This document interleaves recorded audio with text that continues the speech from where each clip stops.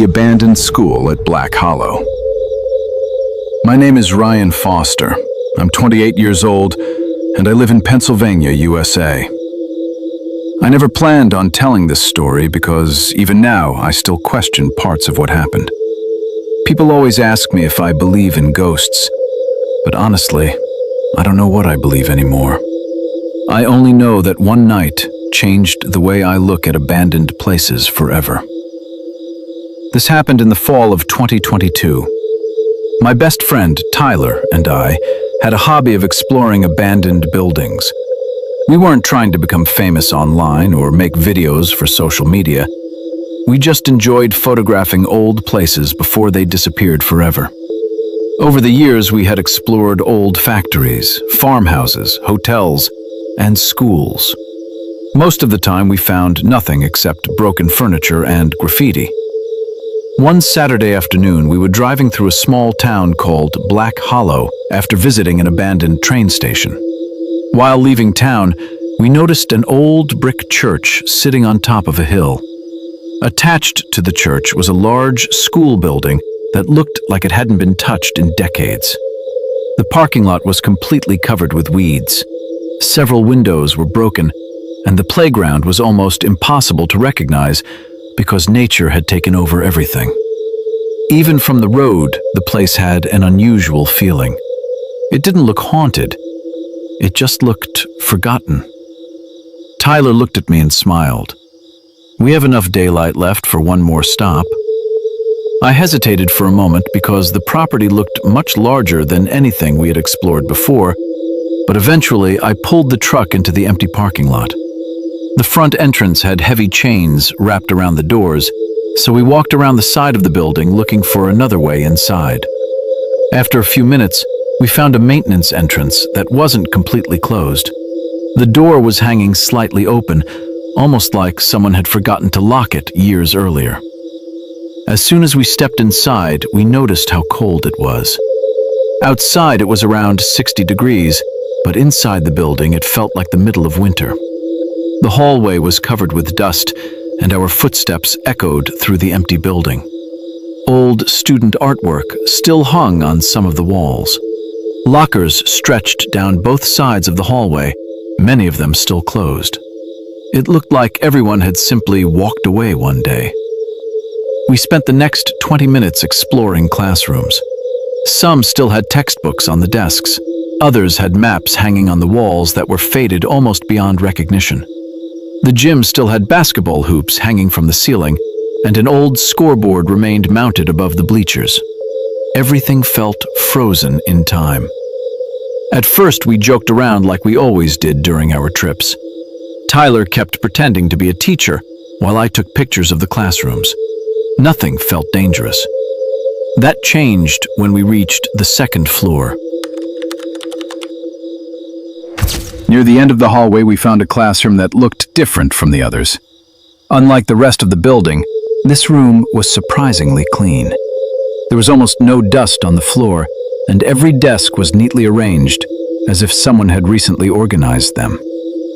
I remember asking Tyler if someone might still be using part of the building. He didn't answer.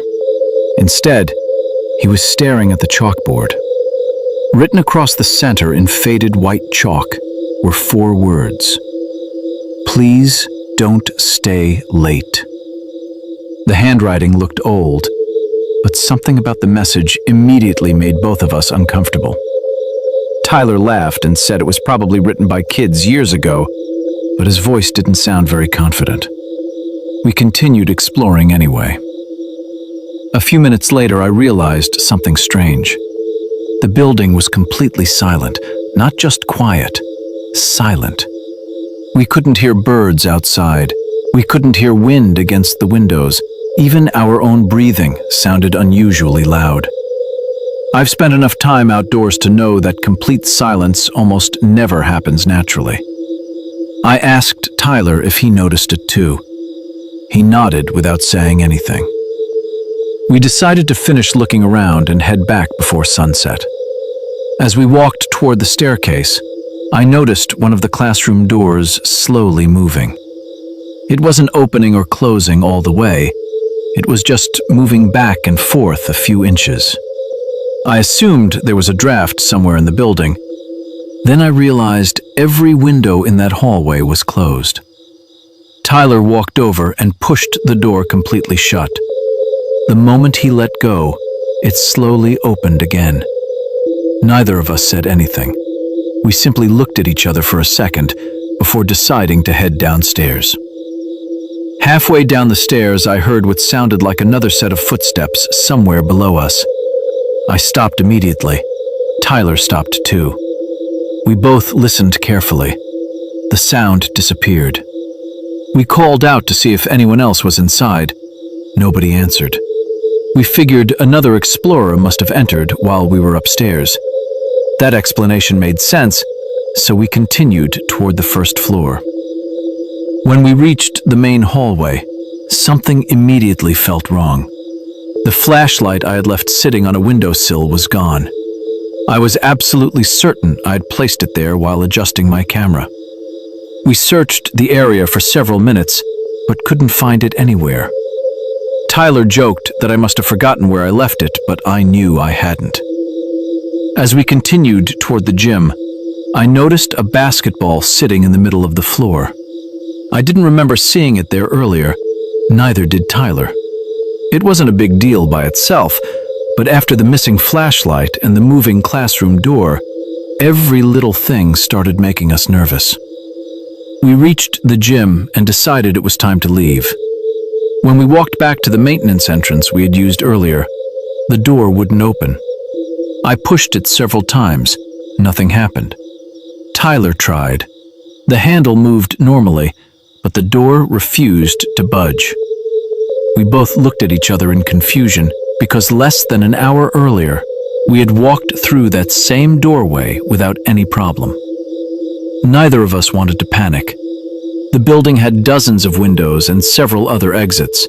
We simply decided to leave through another door. That should have been easy. Instead, every exit we found was either chained from the outside or completely stuck. After checking 4 different doors, Tyler finally stopped walking.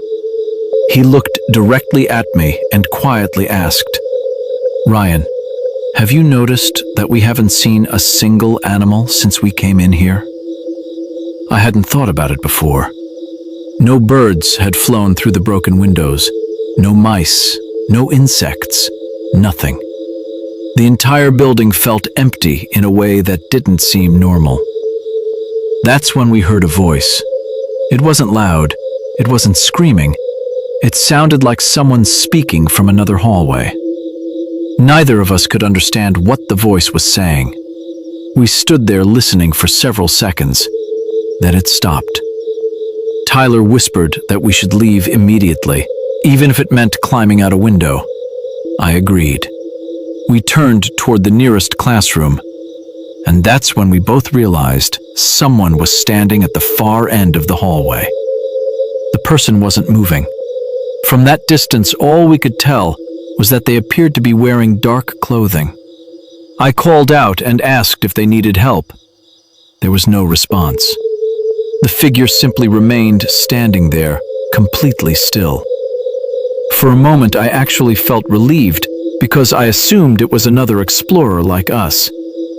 Then Tyler quietly grabbed my arm. He looked terrified.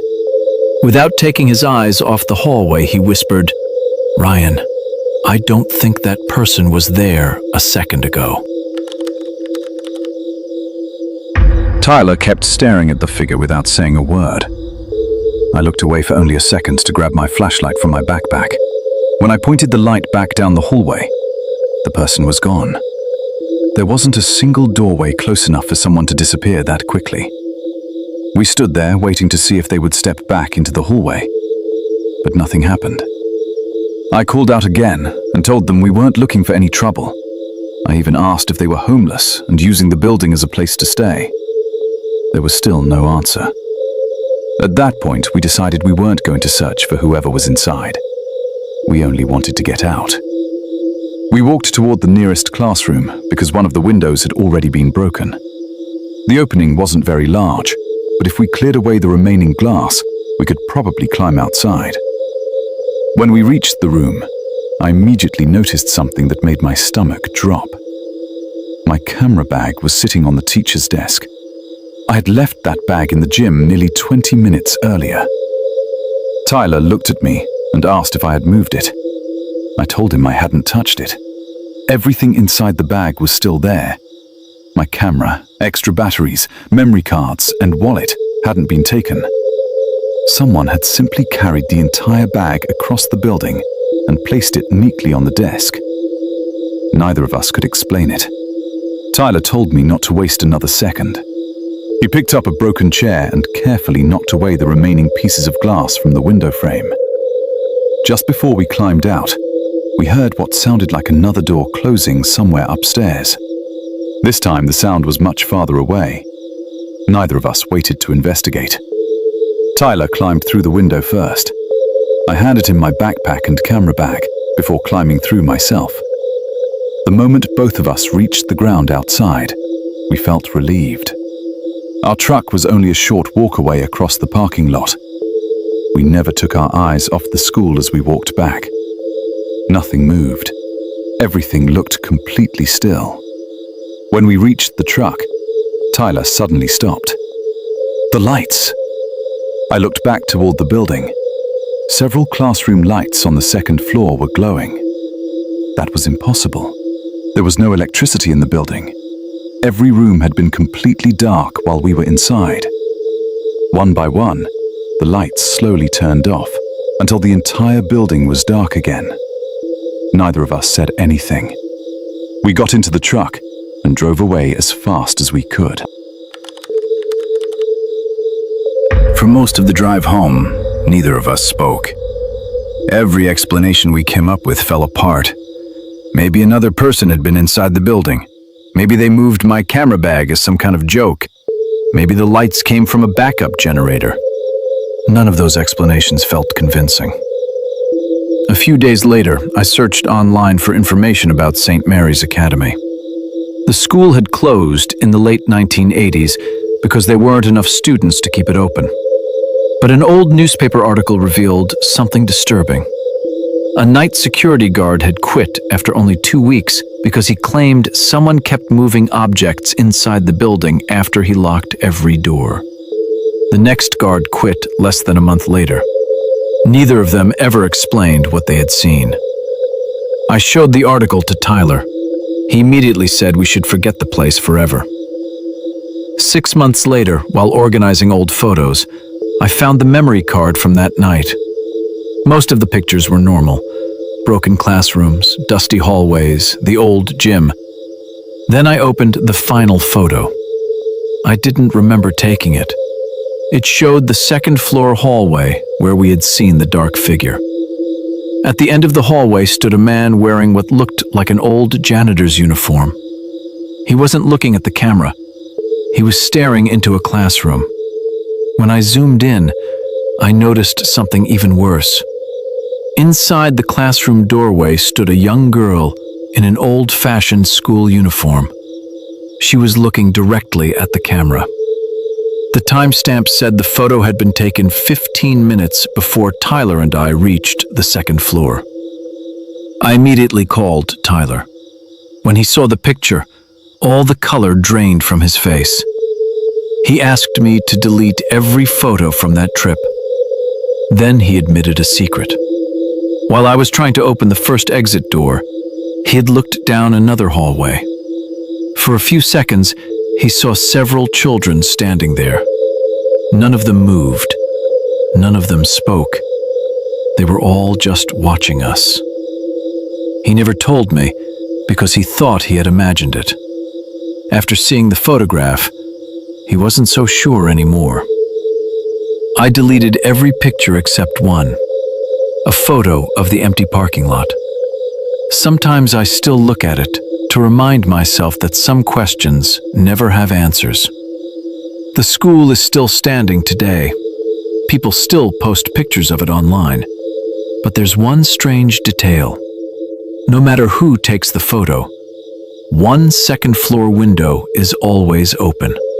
Summer or winter, That same window never seems to close.